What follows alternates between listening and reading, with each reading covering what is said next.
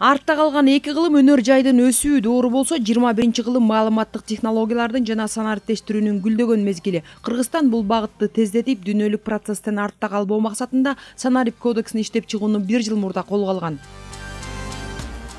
Санарип кодексинин башкы максаты экономиканын өсүү темпин жогорулатуу менен мамлекет жана жеке сектордун кызмат көрсөтүүлөрүнүн сапатын көтөрүүгө бардык шарттарды түзүү. Кодекстин кабыл алынышы менен технологиялык мыйзамдарды иретке келтирип, актуалдуу абалда кармоого жана колдонууга оңой, бирдиктүү укуктук актыга бириктирүүгө жол ачат. Азыркы күндө санариптик технологиялар абдан жогорку темп менен өсүп өнүгүп жаткандыктан улам жаңы блокчейн, криптовалюта жана башка деген технологиялар келип жатат.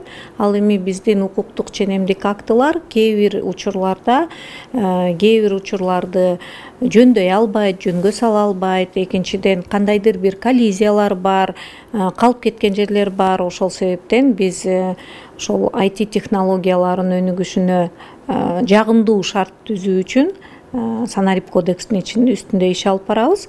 Документти даярдоого 40ка чукул ар тармактан тажрыйбалуу серепчилер тартылган. Иш санариптик экономика жаатындагы эң мыкты эл аралык тажрыйбага таянуу менен жүрүп, башка бир да өлкөгө али ишке киргизелик жагдайлар эске алынды.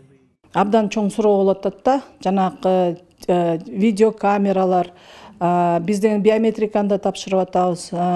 Бирок деген баары коркуп жатат. Кандай биздин өлкө ошолорду колдонот деп. Ошон үчүн биз мыйзам аркылуу ошол элдердин өзүнүн укуктарын, андан тышкары жанагы коргоо суроолорун ошол кодекске киргизип атабыз. Бүт информ системалардан чогулган маалыматтарды кантип биздин өлкө колдонуп, анан кайсы учурларда биз дагы колдонсок болот, ошол суроолорду киргизип атабыз. Санариптештирүү процессинин негизин заманбап турмуштун көбүн эсе интернет түзүүдө, глобалдык желеге маалымат берүү, түрдүү гаджеттерди киргизүү менен ишке ашырылат. Санарип технологияларды өнөр жай, экономика, билим берүү, маданият, кызмат көрсөтүү, тейлөө, мамлекеттик башкаруу сыяктуу ар тармактарында киргизүү керек. 12 главасы бүттү.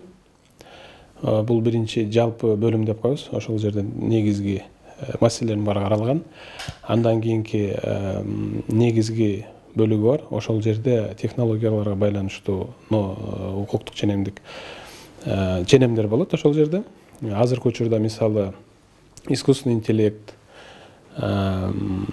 идентификация маселелери, ошондой эле санарип колтамга, ошондой эле санарип жазуулар тууралуу маселелер жазылып атат. Буюрса бүтүп атабыз азыркы учурда. Эксперттердин талдоосу боюнча Кыргызстан экономика жана башка тармактарында санарип өлкө дегенден азырынча алыс. Бирок тармакта ушул тапта болуп жаткан жылыштар алдыңкы Түркия, Норвегия, Франция, Швейцария, Швеция сыяктуу өлкөлөрдү кууп жетүүгө толук мүмкүндүгү бар. Маалыматтык технологиялар өтө бат өнүгүп жатат. Анан деген биздин правовая основабыз деп коебуз. Ал өтө мындай артта калып калып атпайбы? Көптөгөн подзаконный акттар бар. Көптөгөн жана закон жагынан деген көп жагынан калып калган да. Эң чоң пайдасы бул деген жана биз азыркы маалыматтар технологиялар тармагында иштелип жаткан ар кандай биздин темилгелерибиз правовой базасы күчтүү болот да, бар болот. Учурда активдүү санариптештирүү интернет, иш кагаздар, жеңил өнөр жай, соода, кызмат көрсөтүү тармактарында жүрүп жатат. Декабрь айында кодекс коомдук талкууга чыгарылса, андагы пикирлер дагы эске алынат. Айжан Омолдошова, Азамат Кыдыр Токтоев, Ала Тоо 24.